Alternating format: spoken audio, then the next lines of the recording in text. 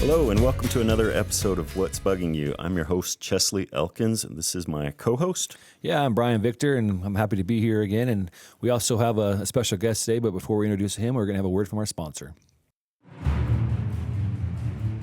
Preventive Pest Control. Taking care of the pests you see and the ones you don't see. Preventive Pest Control. It's as simple as that. This is Mike Swanson. We're excited to have him here. He's helped us a couple times in the past, and he's got a very broad knowledge and deep knowledge of pest control and the pest control industry. And I'll let you talk about yourself, introduce yourself. Yeah, I'm happy. Thanks for having me back. I'm happy to be here. Yes, I've been in pest control for 14 years, managing the commercial department at Preventive Pest Control. I'm an associate certified entomologist. I have my degree in biology, and just get kind of weird about bugs. Nice. Yeah. Today we're going to talk about something that we brought you in for this because I know in the commercial division you deal with this probably a lot more than the residential side, even though it's a big problem with the residential side, is bird control and pigeons. And I know some restaurants get shut down or different things going on because of pigeons people don't think about. So I would like to hear what are your first thoughts about pigeons? Yeah, so pigeons are a huge deal, and I think that for those people who live in Albuquerque and Santa Fe that don't deal with it like at their own homes, I don't think that they have a real good conception of how bad it has become, especially in the last 5 years. Like the pigeon population has seemed to increase significantly, and there are certainly some health risks associated with them, but I would say the vast majority of the issue that we have with pigeons is the aesthetics, them nesting in places where we don't want them to, and then the droppings, of course, gets really nasty really quick, and it just makes buildings look horrible. You know, it can smell. There's just a lot of issues revolving around that. Yeah, I feel like probably every month or so or every couple months we'll get a realtor calling us and saying, hey, we're trying to sell this house, but there's pigeon droppings over. Can you come fix it right now? And that's probably not how it works, right? Yeah, no, it's not, unfortunately, because there's so many things that contribute to it, right? So if you imagine what a normal Albuquerque house looks like that has a flat roof, I mean, it's not really feasible to block that from pigeons being able to access the whole roof. So you have to pick and choose, like, where do I want to block them from? And then we can talk later about all the different strategies you can use for doing that. On the commercial side, what gets really frustrating is I've had the opportunity a couple times now in my career to have discussions with commercial clients when they're getting ready to build a new site. And they say, okay, we're happy to have this opportunity to have somebody in pest control to talk about in the planning stage. And I say, great, because there's so many opportunities there. And then they go out to the build out and none of the things that you recommend have been implemented. You know, they put these big architectural elements that look great, but now you just built a bird box in the front of your bank. Congratulations. So the pigeons are an eyesore. They smell bad. Do they actually do any like real damage to property? Yeah, so there can be some corrosion from the droppings over time. You know, it can discolor finishes, and they can get in and mess up electronics. You know, they tend to get into, if there's a gap in like a roof element, they'll get inside and cause damage. And mostly, though, it's just the hygiene. Yeah, the health aspect of it. I do at my house. I have gutters, and they've clogged the gutters quite a bit. Cause a problem there. But I have in my neighborhood, is Spanish tile roofs, and those have been broken. I've had them broken myself at my house by pigeons getting there, and I don't know how they do it. They get their nesting material underneath of it, and they'll crack some of those tiles. Yeah, they're very persistent. It's tough, you know. And we've been living with pigeons for thousands and thousands of years. They're the earliest domesticated species on the planet of bird, which I think is interesting given how much we battle with them now. Any redeeming qualities about pigeons? Well, from a biological standpoint, I think they're interesting. You know, there are enthusiasts that, you know, have pigeons that are worth hundreds of thousands of dollars, and they do competitions with them. They love them as much as anybody else loves their pets. But the pigeons that we have now, these feral pigeons, are actually descendants of previously domesticated pigeons. And so we're paying the price for just letting them out into the wild. And they're just, you know, flourishing in cities. So more so probably, I guess, in cities than in the wilderness. And what are some reasons for that? Well, just because they're so used to cohabitating with us. We're a major food source. Okay. So, you know, humans are pretty dirty when you think about it, when you think about all of our trash piles. And we like to think that we're a clean species. But if you look at any dumpster in any city, you know, there's just food abundant for for all types of animals. And I think there's also a word about, there is some, you said there's not too much worry about, there is some health concerns, right? Or even secondary pest concerns, I guess, related to pigeons, right? Mm-hmm. Right. So there's a few fungal pathogens that are associated with the droppings from pigeons. Histoplasmosis is the most common, but really that only affects people who have already compromised immune systems. So a healthy person, the risk of that affecting you if you breathe in a lung full of dust from the droppings is pretty low. But if you have other underlying conditions, it can be fatal, absolutely. Yeah, and then as far as the secondary pest issues, you have bird nests, and bird mites are very common. So if you have a lot of bird nests on your roof or in your house, it's not unheard of for the mites to now get into the places where people live. And they don't, they can't reproduce or live where, thrive where people are, but they can be a nuisance, certainly. And you have like cockroaches here in Albuquerque. I would say that's the biggest thing. If you have a lot of droppings up on a roof, that creates harborage for cockroaches, which is a real concern. Yeah, and I think also they're just a nuisance, and just having them all over the place. Every time you come out, they're flying around, and there's a couple hawks that thrive, and even owls that thrive in my neighborhood. But you'll see them swoop down, they'll snag a pigeon, and it's pretty interesting. But we probably just don't have enough of those predators to really make a dent in them, though, right? I know, right? It's interesting. Like I'm all for it. Like let's bring in. I mean, you have to worry about people with small dogs and cats and that sort of thing when you start bringing in these raptors. But there are places where there are pigeon rearing communities where they get in trouble because they actually go out and they try to hunt and kill these predatory birds because they're trying to protect their pigeons, and then that creates a whole host of issues from conservationists. Yeah, I think what are like Chelsea alluding to more what he said about what makes them thrive. I know I've been to a few classes, and I think they're kind of like rabbits when it comes to their reproduction. They reproduce very quickly, and that's part of the reason they are thriving so well, right? Anything else? Yeah. I mean, it takes about 2 weeks for an egg to hatch, and most pigeons can only have 1 or 2 chicks each time they lay eggs, but there are just so many of them, and there's so many places for them to have nests. Just a little nook on top of a commercial roof or a house or whatever, and they have so many opportunities. And so there's not really that many natural predators considering how many pigeons there are, so their numbers just continue to climb. And they get a lot of food. There are a lot of people that feed them on purpose. And then there's a lot of bird feeders. The most bird feeders you get out there are not really well built, and the pigeons can get to it as much as the songbirds that people are actually trying to attract. Yeah, I guess let's kind of get down the lines where probably if people are listening to this, they're probably going to hear, is how they take care of themselves, anything they can do themselves, which I think there is, but there's other might be more professional help, and I guess we'll let you finish on that. Stop feeding birds. Yeah. And if you want to feed birds, get a bird feeder that has the tiny little posts that only songbirds can stand on. That makes a big difference. I have a neighbor that puts out a lot of bird feeders, and they're just like the type that any bird can come to and is full of sunflower seeds, and I've got a ton of pigeons. It drives me crazy. That's the main thing. Solar panels. If you're going to get solar panels installed, talk to your installer about getting the sidings that they put on there to block the pigeons from nesting underneath. That's a huge overlooked opportunity. People, there's so many solar panels in Albuquerque that have pigeons nesting underneath them because it's just a pre-built canopy for them. But there's a lot of things you can do if you've already got pigeons in your house and you're not feeding them anymore, but they've found a place to roost. You can call a company to come out and give you an estimate for doing an exclusion, meaning how do you block off the area with like a netting or some other material so that the birds can't get there. I think a lot of us have seen the spike strips. You see them on businesses like on signs, or you see them on people put them on their houses, and those really get over and misused. They're not terribly effective. They only work as an anti-landing measure, which is where I think people really mess up. They think, I'll just put these spike strips out, and then that'll keep the pigeons away. But I can't tell you the number of times I've seen pigeon nests inside of those spike strips. Yeah. Because the pigeon can land somewhere else and then walk to them. So that's a big thing. I think there's just a misunderstanding in large part of the public on how to use these materials. Yeah, most of the time I've done pigeon services in my career, I've been there and there's already been DIY stuff done, which just made the issue worse because they didn't do it correctly. And they go, let's put some chicken wire here and do this and that. Yeah.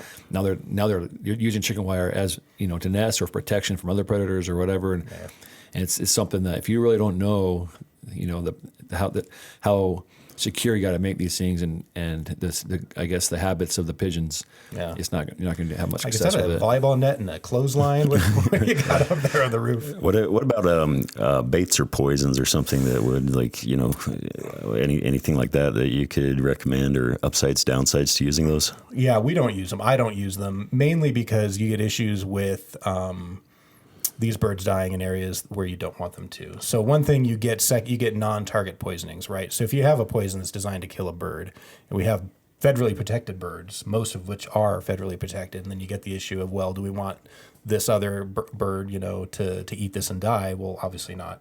There are some edible birth control methods that are useful as well. There's some pros and cons with that, just in terms of getting the birds to actually eat them. But by and large, the only repellent that I've found that really works is a material called optical gel, and it's a little plastic puck with a dollop of like a clear gel inside of it, and you can affix them with an adhesive to the top of surfaces, and you have to put a lot of them out there. But they're fantastic. For as far as the bird's concerned, it looks like there's smoke and fire coming off these things, and they just avoid them. But it's kind of expensive, and they last only a year or two, and you have to replace them. But they're very low profile. So especially for commercial applications, they're really cool. Like, you can put them on top of like a sign in front of a supermarket, for example, and go out there. You just understand you have to replace it every 36 months or so. But you can't see it from the ground, and the pigeons stay away. Yeah, I think that's probably the biggest downside to pigeon control practices is the aesthetics of it, right? Like, you can see the nets or the spikes or the wires or whatever you're doing, and so that's a bummer sometimes. But sometimes all you can do, right? So. Yeah, and there's electronic shock tracks that you can put along. Imagine you have a flat roof with a parapet, and you can use either bird wire, like you talked about, and that's pretty invisible from the ground, or you can put a shock track up there, which is kind of also expensive, and it takes some maintenance, but you will not see that from the ground, and it doesn't hurt the birds. Like, you're like, oh, that's unpleasant, and then they remember where it is and they go away. But it keeps them from standing on that specific spot, though. Of course, it's not going to keep them from off your roof entirely. Yeah. The plastic owls that people put out, what is effectiveness of those? They make pretty good nesting material. Honestly, they like to sleep on top of it. Yeah, I've seen a lot of pigeon poop on a plastic owl. I think that the jig is up on that one. The owl community, the pigeon community has figured out that those are not real. Gotcha. And I've seen noise emitters too, that sound like they'll recordings of hawks and falcons, and they kind of intermittently make a loud cry out of a loudspeaker, and that can work, but your neighbors are going to hate you. We used to have these daddy long legs they put on top like swamp coolers or something. Do we still use those at all? Or? Like those long, spindly, reflective legs. Kind of reflect around. Like I think that may protect the swamp cooler, but it's not going to keep them off the roof. Yeah. But there's not much you can do, I guess, to keep them off your roof besides make your house less attractive for them. Yeah. So they'll go to the neighbor's roof instead of yours, pretty much. I mean, frankly, that's true. Yeah. So if you make it so it's not unpleasant to stand on the parapet, and you block off any areas that are covered from the nest on, like a solar panel, like HVAC stuff. So there's nowhere to nest here, and it's uncomfortable to stand on the edge where we like to get a good view of everything in the surrounding areas. So they're just going to go somewhere else. You can also trap them, which we have a lot of use with. So they're very, pigeons have that homing instinct, and they like to stay in the same place. And so you can capture a pigeon and take it 10 miles away, and there's a good chance it's going to find its way back to that same roof. So you have to take them pretty far away. But trapping them as a flock and then removing them somewhere else to another area, there's some use for that. Any time, sort of, I guess, pigeon success story that you've had, like maybe a job that like really ended up coming out really good and happy with the results? Yeah, I would say most of them, honestly. Okay. If you just take the time, as if you're going to be if you're a professional doing it, there's a lot of wrong ways to do it and some right ways to do it, and you just you have the training to do it the right way. But putting up netting to stop pigeons from getting into little alcoves on buildings where they're going to nest, and they just go away. I mean, it's as simple as that. Find another place, yeah, basically. They're going to find another place. But as far as you're concerned, I got no more droppings on my patio. Yeah. So if you were going to build a house right now, a big 2-story house with a big is there anything you do consideration to prevent or to I would not have. So you see on a lot of newer build of flat roof houses where they will have essentially like a small wall alcove built on the roof to cover up the AC unit so you can't see it. Pigeons love those. If you're going to have a pitched roof, having a lot of different roof levels that kind of intersect and that create those little alcoves, pigeons love those too. So if you want to have that type of architectural flourish in your house, do it, but maybe plan in a way to block it so pigeons can't get in with some type of a mesh or other blocking. And I know this is a broad range here, but what do you think the average, residential house pest control, pigeon control methods would run a customer? Oh, it's hard to say. It could vary. We've done some where it was, 3 layers of wire around, essentially 500 linear feet of a parapet and, thousands and thousands of dollars. We've had successful pigeon eradication putting up a $150 net. It just really depends. Yeah. But I can't stress enough the importance of the avoidance too. Like, just do the stuff you can to make it less hospitable. Not drawing them into your yard makes a big difference, especially having just bird seed where they can get to it. What's the grossest? One of the grossest pigeon places? Apartments. Apartments by far. So imagine an apartment goes unused for a while. They're in between tenants, and pigeons can get onto that balcony, and there's nobody there to shoo them off. I've seen apartments where there's literally 3 inches of just bird droppings covering the entire patio, the entire balcony. Because you have to get out there with a shovel and spend, pressure washing. It gets really gross. And the smell, I'm surprised the neighbors don't complain, but yeah, you can we've seen it more than once. The gas stations around town, you can tell the covers over the pumps, those canopies. They always, a lot of times they have pigeons, and after it rains, you can just smell it and it's come down the water dripping on you. Oh, it's such an acrid And we know smell. it because we do pest control, Yeah. right? We know it, but it's like, it's just obvious that's pigeon poop that's dropping off that with that rainwater coming down off that. It's really rough. Yeah. And so pigeons, of course, are not the only thing that we deal with, too. So people worry about, especially you'll start seeing it again in April and May, are the barn swallows. Areas around the Bosque, we see that a lot where there's more access to mud. But if you've been like Edgewood, we've dealt with them, Santa Fe. They're protected, aren't they? They are. That's what's difficult. So there's the Migratory Bird Act that protects pretty much all birds except for pigeons, house sparrows, and starlings. So if it's not one of those 3 species, it's federally protected, and you have to be very careful about how you approach it. And so the main one that is protected are the barn swallows, and they're the ones that make those kind of upside down, kind of like cup mud nests on the side of walls, like up underneath the eaves. And you can't, if there's a bird already nesting in there and there's eggs or chicks, you cannot touch it. It's against federal law. Which is difficult for some of our customers to stomach because they're like, I don't care, I want it gone, it's my house. Like, well, the federal government says otherwise. I don't know what to tell you. Yeah. But what you can do is if you're active about it, when you see them starting to build those nests, you can get out your hose or a rake or whatever, or a shovel, and start, when the bird goes away to get more mud, you just knock it down. And that's totally fine. That's allowed. So you can kind of discourage them while they're building it, but once it's finished and they start nesting in there, you just have to let it go until the fall. What about woodpeckers? Yeah, there's not a lot you can do to stop them. They cause damage to houses, certainly, right? Especially houses that are like log cabins, but also things you don't think about, like foam roofs, like those, like the types of membrane roofs, or the roofs that have like the spray-on expandable foam. We had a customer in Santa Fe that was dealing with that, and she got tired of it and went out and bought like a couple dozen rubber snakes and just laid them all over her roof. It worked like a charm. Wow. Those snakes work better than an owl, evidently. Really know? Really know? It's good to know. Yeah. So now we're going to transition to thanks for talking about pigeons today with us, and we do have some questions from some viewers, and I'll start. Yeah. I'll read one for you. With changing climate, are there any specific pests I should be extra wary of? Mice, definitely. Yeah. It's this time of year in the fall where the mice are trying to find a warm place to get in from the cold. And so our calls for mice increase by 500%, as we get into the winter. So yeah, sealing up the house is a good idea. And this kind of ties into our last episode where we talked about mice and rodents, and we talked about in this episode about pigeons is the bird feeders, right? And, and the kind of the pet food and bird feed around the house, and kind of leads, it's a treat to the rodents, right? Yeah, it's huge. And I think that a lot of people just overlook it. Like, don't put out food that's going to attract these pests you don't want in your house. It's hard to make it more simple than that. Yeah, I don't understand it, man. People think pigeons are cute. I can't stand pigeons. People think mice and rats are, no. Like, they're not cute. They're dirty or filthy or nasty. Right? I mean, all living things have their place, but not in my house and not on my roof as far as I'm concerned. Yeah. And also with another question we had here with the colder weather, what can people expect to see different about pest control done during colder months as opposed to warmer months? Oh, that's an interesting question. I would say it doesn't change a lot here in our climate, honestly. If your pest control operator is going to do a lot of the same things, certainly we're going to focus more on the immediate perimeter of the house and spend less time looking out at the fence line and the yard, because the pests are going to be up near the main heat source, which is your home. So that's going to probably vary. Maybe if it's really, really cold, you look at some insecticidal dusts instead of liquids, especially if it's below freezing, that sort of thing.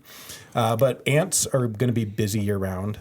We're going to keep on getting calls for ants in January and February. We always do. Spiders, the same. Really, the only thing that's kind of seasonal in terms of pest control are the roaches. So we get a reprieve from about November through January. And then February, the roaches start crawling outside again. Yeah, and I think it's sometimes when you have pests in the wintertime, it's actually more challenging for us to locate them, because sometimes they dig down deeper, for the warmth. That's right. And a lot of times if you have ants in the winter, it's a more complex issue than if you had it in the summer, just because trying to find those colonies could be a little difficult, be challenging. We have certain pests that we refer to as overwintering pests. Can you tell us a little bit about those? Yeah, so some of the main ones are like elm leaf beetles. Those are very common. Yeah, box elders to a degree, certainly. The elm leaf beetles and like the cottonwood leaf beetles are little bugs that kind of look like June bugs. And they will come into the house in the fall looking for a place to just stay warm. And then they'll just stay dormant, like up in the ceiling cavity, the attics, things like that. And then come spring, you start getting all these bugs showing up on your windowsill at your door. You're freaking out like, I'm getting invaded. Well, guess what? They've been with you all winter long, and now they're just trying to get out. And they try to get out the window, but it doesn't open. Paper wasps do the same thing, right? They sure do, yeah. Paper wasps. There's a few dozen, but those are the main ones we deal with, yeah. There's some other, conifer seed bugs and other ones that look sort of like an assassin bug. Yeah. Well, thanks for sending your questions in, and hopefully we answered them correctly and or efficiently or effectively. Hope we answered them effectively for you. Well, thanks, Mike, for answering all of our questions on pigeons today and sharing your expertise on that. I guess if somebody's out there and they've tried a few of these things, like getting rid of the bird feed and different things, and some things that they've tried haven't worked, what would be the process if they wanted to get in touch with us and go the next level to get some professional help? Well, certainly calling us here at Preventive Pest Control, or just any whoever you have a relationship with, certainly to get some professional help. But there's a lot of misinformation out there that can lead you down the wrong path. So I think talking to somebody who's an expert in it is definitely the right way to go. Right. And any parting advice or insights about the pigeon prevention? Yeah, just the main thing is don't encourage them. And, they really do cause property damage. They have, the potential to transmit diseases. And I think do your civic duty and don't make it easier for them to live in Albuquerque. That's the way I feel about it. Well, thanks again, and appreciate everybody joining us today for this episode. And we'll see you next time on What's Bugging You. Thank you for joining us. You can find this episode and all our podcasts on the Albuquerque Journal website, abqjournal.com, as well as on YouTube, iTunes, Spotify, and SoundCloud. If you enjoy our podcasts, please like and subscribe, and consider becoming a digital subscriber to the Albuquerque Journal to help us continue to bring you more content like this. See the show notes for a discount on a digital subscription. Thank you for supporting the Albuquerque Journal, New Mexico's leading local news source.